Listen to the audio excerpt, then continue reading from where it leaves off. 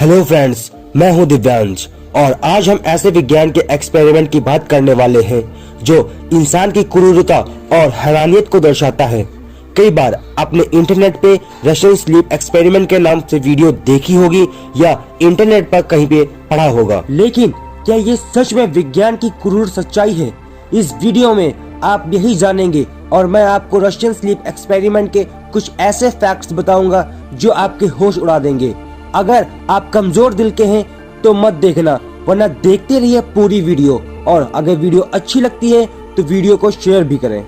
तो दोस्तों, 1940 में सोवियत यूनियन ने दुश्मनों की सेना में से 5 अलग अलग उम्र के कैदी को इस एक्सपेरिमेंट के लिए चुना और इन 5 कैदियों को एक कमरे में 30 दिन के लिए बंद कर दिया, इस शर्त पर कि अगर वो 30 दिन बिना सोए इस एक्सपेरिमेंट को सफलता से पूरा करते हैं तो उन्हें सही सलामत छोड़ दिया जाएगा। ये कहकर उन्हें इस तरह के कमरे में रख दिया गया जहां खाने के लिए खाना और पीने के लिए पानी और एक टॉयलेट और पढ़ने के लिए कुछ किताबों की सुविधा दी गई, लेकिन उनको सोने और बैठने के लिए कोई भी सुविधा नहीं दी गई। और इस एक्सपेरिमेंट में नजर रखने के लिए 2 वन वे मिरर लगाए गए थे, जो कि उस वक्त सीसीटीवी कैमरा नहीं होते थे। उन 5 कैदियों को नींद न आए। उनके रूम में एक एक्सपेरिमेंटल जहरीली गैस ऑक्सीजन के साथ उचित मात्रा में छोड़ी गई।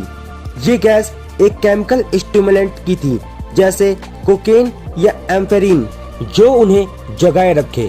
पहले 4 दिन तक सब कुछ नॉर्मल था, लेकिन 5वें दिन उन सब कैदियों की बेचैनी अचानक से बढ़ने लगी और 9वें दिन उनमें से एक कैदी के मानसिक संतुलन खोने के कारण 3 घंटे तक चीखता रहा, जिसकी वजह से उसके गले के वोकल कॉर्ड्स फट गए।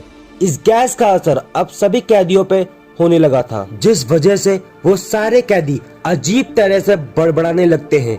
रिसर्चर उनके कमरे में रोज ऑक्सीजन के साथ उस गैस की मात्रा को धीरे धीरे बढ़ाने लगे। एक दिन एक कैदी ने दिए गए बुक के पन्ने को फाड़कर शीशे के ऊपर लगा दिया, जिससे कि रिसर्चर को अंदर का कुछ न दिख सके, और उसके बाद रूम में सन्नाटा फैल गया। हालांकि रिसर्चर को रूम में हो रहे ऑक्सीजन के उपयोग से ये तो पता चल रहा था कि रूम में सारे कैदी जिंदा हैं, लेकिन जब अंदर से आवाज आना बंद हो गई तो रिसर्चर को डाउट होने लगा कि शायद सारे कैदी मरने की कगार पर तो नहीं आ गए हैं। उसी वक्त उन्होंने कमरे में से जहरीली गैस निकालकर कमरे को खोलने का फैसला किया। जैसे ही रिसर्चर ने उन कैदियों को अंदर आने की सूचना दी, अंदर से रोएटे खड़े कर देने वाली आवाज निकली, जिसने एक कैदी ने कहा कि उसे आजादी नहीं चाहिए, हमें यहीं रहना है। ये शॉकिंग था। उनको उस चैम्बर में मजा आने लगा था। वो चाहते थे कि वो हमेशा उसी तरह जागते रहे उसी कमरे में। वो सारे कैदी रिसर्चर से भीख मांगने लगे कि उस गैस को फिर से उनके कमरे में छोड़ा जाए और उन्हें उनके ही हाल पर छोड़ दिया जाए।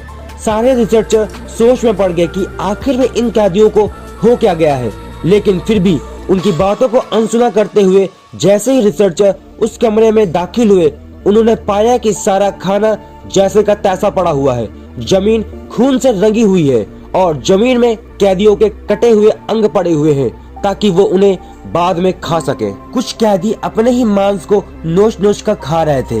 ये दिल दहला देने वाला नजारा था। एक कैदी तो खुद के ही पेट का इतना मांस खा चुका था कि उसकी हड्डियां तक नजर आने लगी थी, और जब उन कैदियों को इलाज के लिए ले जाया जा रहा था तो वो उसी कमरे में वापस जाने के लिए भीख मांग रहे थे। और जिस मॉर्फिन के एक इंजेक्शन से कोई भी इंसान बेहोश हो सकता है, उसी मॉर्फिन के 8 इंजेक्शन लगाने के बावजूद भी वो सारे कैदी होश में थे और डॉक्टर से रिक्वेस्ट कर रहे थे कि उनका ऑपरेशन उनके होश में ही किया जाए, क्योंकि उन्हें ऑपरेशन के दर्द में भी मजा आने लगा था। जैसे जैसे ऑपरेशन करते वो कैदी मुस्कुराने लगते, लेकिन इस ऑपरेशन के दौरान 5 कैदियों में से 3 कैदियों की मौत हो गई थी।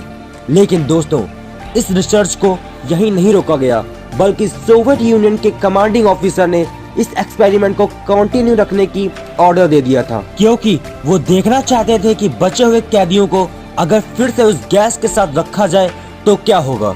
अब ये एक्सपेरिमेंट ने हैवानियत का रूप लेने लगी थी, इसीलिए रिसर्चर इस एक्सपेरिमेंट को यही रोकना चाहते थे, पर कमांडिंग ऑफिसर के इस ऑर्डर की वजह से उन्हें ये न कि जारी रखना पड़ा, बल्कि उन्हें 2 कैदियों के साथ 3 रिसर्चर को भी उसी कमरे में दाखिल कर दिया। जब उन बचे हुए 2 कैदियों को रूम में ले जाने के लिए बेड से बांधा जा रहा था तो वो काफी छटपटा रहे थे, लेकिन जैसे ही उन्हें ये पता चला कि उनको उस गैस के साथ उसी रूम में वापस रखा जाएगा तो वो दोनों कैदी छटपटाना अचानक से बंद कर दिया और दोनों मुस्कुराने लगे।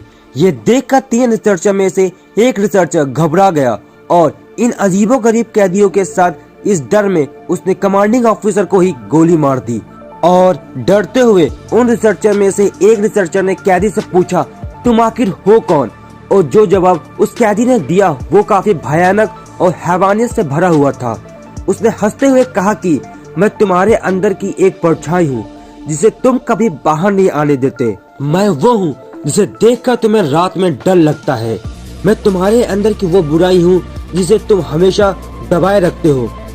ये सुनते हुए उस रिसर्चर ने उन दोनों कैदियों के साथ उन बचे हुए 2 रिसर्चर को भी गोली मार दी और अंत में खुद को भी गोली मार ली।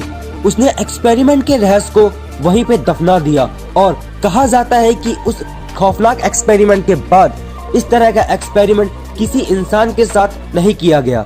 लेकिन 2009 में क्रिप्सी पास्ता विक्की नाम के वेबसाइट पर किसी ने अनजान अकाउंट के जरिए इस एक्सपेरिमेंट को दुनिया के सामने लाया गया और दावा किया गया कि ये एक ऐसा रहस्य है जो दुनिया से जानबूझकर छुपा कर रखा गया है। ये थी एक्सपेरिमेंट की बात और अब हम देखेंगे कि इसमें कितनी सच्चाई है। इस एक्सपेरिमेंट के बारे में जब रशियन गवर्नमेंट से पूछा गया तो उन्होंने साफ तरीके से इस एक्सपेरिमेंट को झुठला दिया। और अगर साइंटिफिक तरीके से देखा जाए तो इस कहानी में ऐसा कहा गया है कि उन कैदियों के ऑपरेशन के वक्त उनके दिलों में हवा जाने के बावजूद वो देर तक जिंदा थे, मगर ऐसा हो पाना नामुमकिन है। अगर इंसान के दिल में जरा सी भी हवा चली जाए तो उसी वक्त हार्ट अटैक से उसकी मौत हो जाएगी। तो ये सब सवाल जरूर खड़े होते हैं कि दिल में हवा होने के बावजूद भी वो दोनों कैदी आखिर इतने दिनों तक जिंदा कैसे रह पाए। यहीं पर यह एक्सपेरिमेंट फेल हो जाता है और इस एक्सपेरिमेंट का कोई प्रूफ आज तक नहीं मिला है और न ही इतिहास में किसी ने इस एक्सपेरिमेंट की जिम्मेदारी ली है। तो दोस्तों, आपको क्या लगता है कि रशिया ने इस एक्सपेरिमेंट को किया होगा या नहीं? अपनी राय कमेंट सेक्शन में कमेंट करके बता सकते हैं। वीडियो को अंत तक देखने के लिए शुक्रिया। जय हिंद।